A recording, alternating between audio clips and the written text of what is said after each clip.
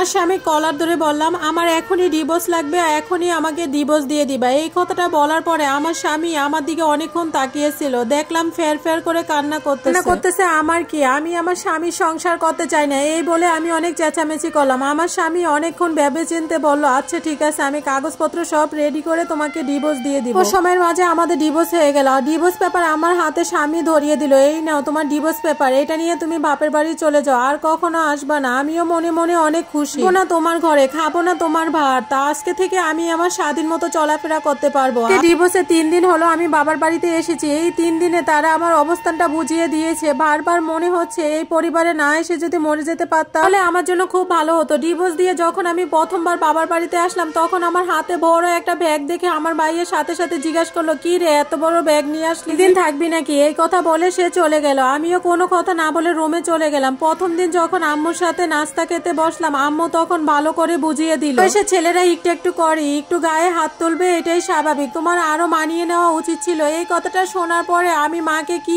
ভাষা খুঁজে পাচ্ছিলাম না। মনে অনেক কষ্ট নিয়ে নাস্তাটা সেরে নিলাম। রাতের বেলা যখন খাবার খেতে বসছিলাম তখন বাবা এসে বলল, তোমার আর একটু ধৈর্য ধরা উচিত, বয়সের ছেলেরা একটু একটু করে, তোমাকে বিয়ে দিচ্ছি, বয়স তো কম হলো না, এখনো তুমি এগুলা বুঝতে শিখনি, তোমার তো বোঝা উচিত ছিল। বয়সে একটু একটু করে ছেলেরা, তোমাকে বিয়ে দিয়েছি, বয়স তো কম হলো না, তুমি এখনো বুঝতে শিখনি, তোমার তো বোঝা উচিত ছিল। এত বড় ব্যাগ নিয়ে যদি বাবার বাড়িতে পড়ে থাকো আশেপাশে মানুষ কি বলবে? আর মুখে এই কথাগুলো শোনার পরে রাতের খাবার গলা দিয়ে নামতেছিল না। আমি জানি প্রতিটা বাবা তার মেয়েকে আগলে রাখে, কিন্তু আমার বাবা যখন রাতের বেলা মায়ের কাছে শুনতে পেয়েছে আমি ডিভোর্স দিয়ে চলে আসছি, ব্যাগ নিয়ে সবকিছু ছেড়ে দিয়ে, তখন আমার বাবার চেহারাটা একদম বদলে গেল। তাদের মেয়ে এখন পর হয়ে গেল, তাদের চোখে মুখে শুধু খালি একটা কথা, একটা ঝামেলা আমাদের মাথায় এসেছে, বাইরে মানুষের কাছে কিভাবে মুখ দেখাবে, এত ঝামেলা তারা নিতে পারবে না, বসে বসে খাওয়াতে পারবে না। কিন্তু আমার শ্বশুর বাড়ির লোকরা আমার যে কি অত্যাচার করছে, আমি যে দিনে রাতে আমাকে কত কথা শোনাইছে, কত খোটা দিছে, কত গায়ে হাত তুলছে, এইগুলা তাদের চোখে পড়লো না, আমার আঘাতগুলা দেখতে পাইলো না। মাঝে মাঝে ভাইয়া এসে বলে, কি রে আপু তুই যাবি না, কতদিন থাকবি, তুই ঘরে বসে কতদিন খাবি? এই যে ছোট ভাইটার জন্য আমি কি না করেছি, নিজে না খেয়ে সবসময় ওকে খাই। দুলাভাইতে কিছু টাকা সরিয়ে সরিয়ে ওকে আমি হাত খরচের জন্য টাকা দিতাম। এরকম কি ওর যেদিন চাকরি লাগবে টাকার জন্য ওই দিন আমি আমার স্বর্ণের চুড়িগুলা বিক্রি করে ওকে টাকা দিয়েছিলাম যাতে করে ওর চাকরিটা হয়। এর মুখে এই কথাগুলো শুনে আমার বেঁচে থাকার ইচ্ছেই ছিল না। স্বামীকে ডিভোর্স দিয়েছি 1 সপ্তাহ হতে চলেছে।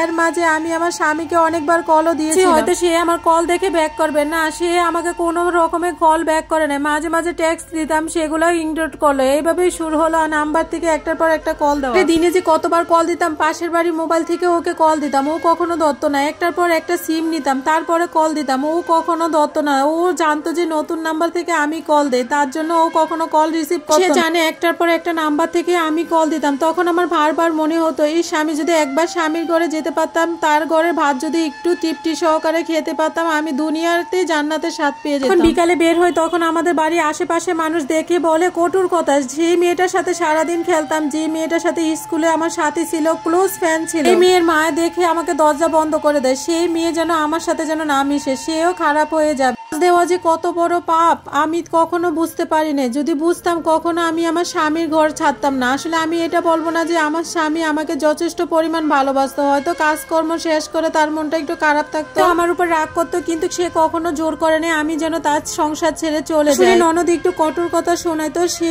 আমাকে কখনো কথা শোনাতো না, মাঝে মাঝে শোনাতো তাদের জন্য। এভাবে 1 মিনিটও থাকতে পারতেছি না। আমি যেভাবেই হোক আমি আমার স্বামীর কাছে চলে যাব। আমি একবার গেলে আমার স্বামী কখনো ফিরিয়ে দিতে পারবে না।